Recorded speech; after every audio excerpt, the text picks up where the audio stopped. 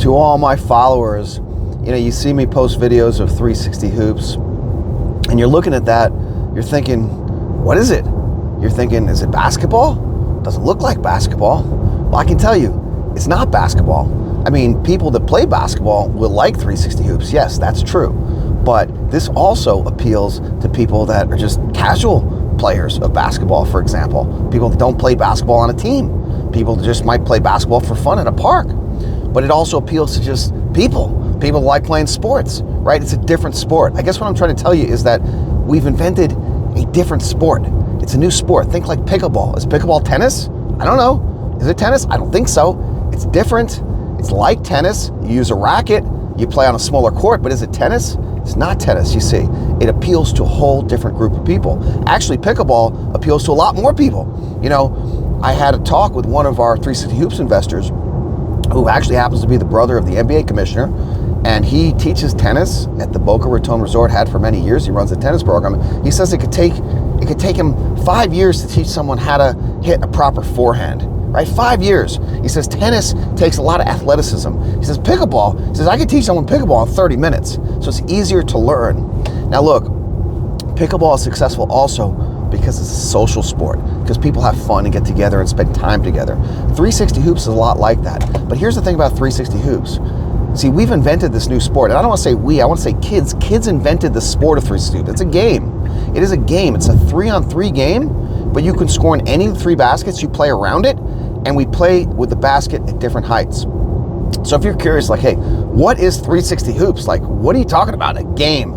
Yeah, it's a game. In fact, it's on ESPN today. They've been playing us twice every weekend. We filmed a game for ESPN in February, and they keep re-airing it. The same game, they keep re-airing it on prime time. Now, it's on ESPN News. It's still the ESPN family of networks, right? ESPN News. So if you're curious, what is 360 Hoops?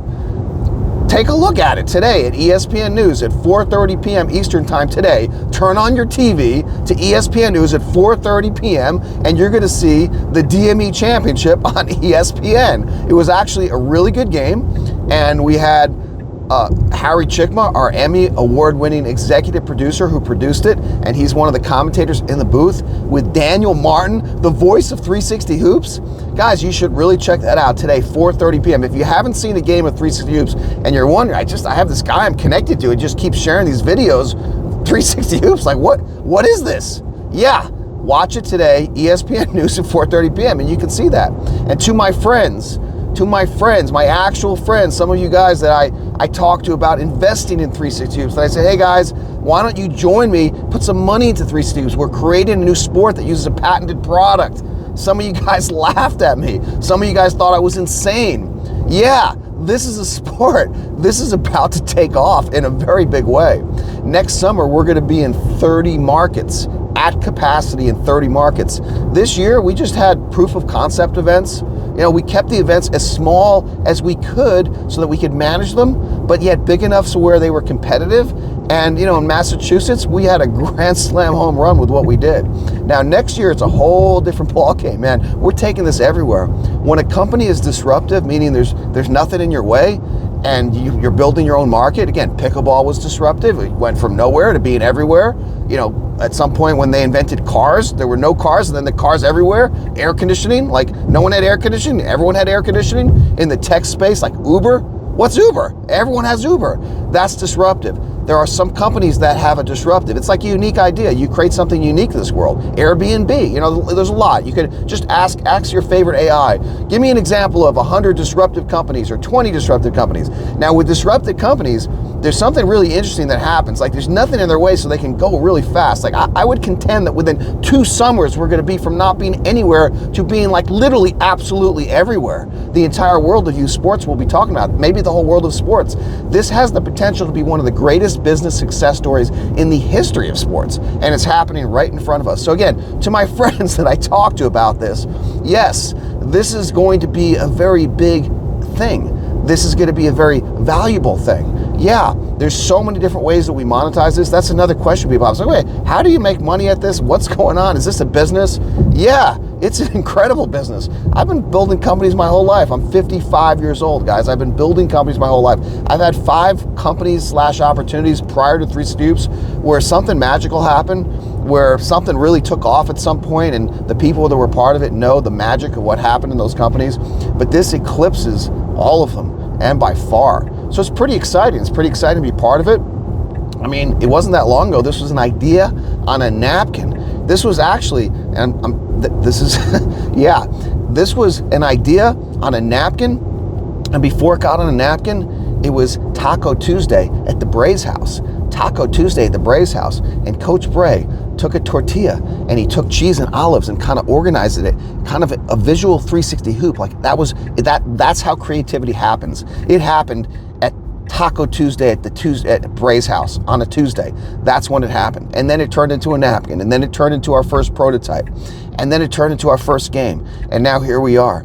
And guess what? We're on ESPN at 4:30 p.m. But you know what? If you miss it this weekend, they're going to play it next weekend, because it's been on just about every weekend. I don't even know how many weekends it's been on every weekend. Literally, like, we just started noticing they keep putting it on TV. Wait till you see what we film for ESPN next year. Like, we have got some really exciting things we're going to film for ESPN next year. By the way, ESPN is not the only television network that's featured 360 Hoops. This summer, we were on CBS Boston, we were on CBS New York, we were on Fox Las Vegas, we were on MSG Network, the home of the Knicks. Yeah, and next year, we have some live television things we're going to do, like live to TV. Anyhow, it's very exciting. If you guys have any questions, if anyone has any questions about 360 Hoops, you can just message me. You could just reach out to me. But yeah, I want to tell my followers that probably looking at these videos thinking, what is this person sharing?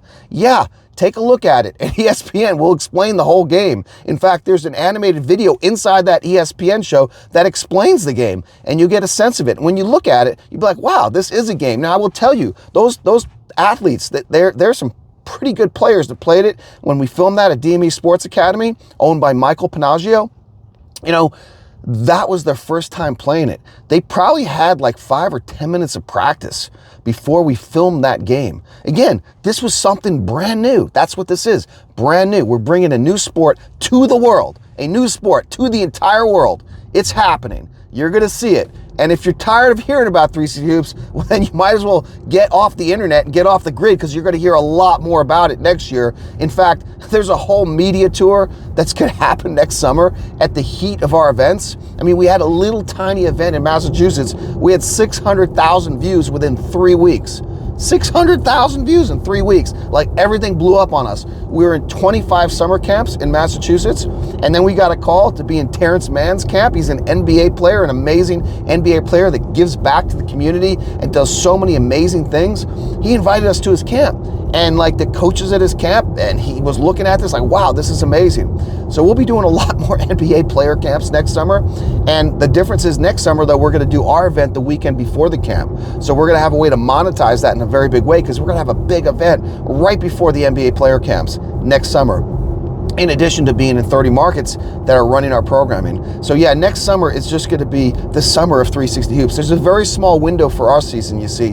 We come after the spring AAU season of youth basketball, but before the fall AAU season of youth basketball, when volleyball is also not happening. So there's a little window in the summer where these sport complexes that we run our tournaments in, they don't usually have anything booked during that time. That's the least busy time of the year. So we take the dates that no one else wants.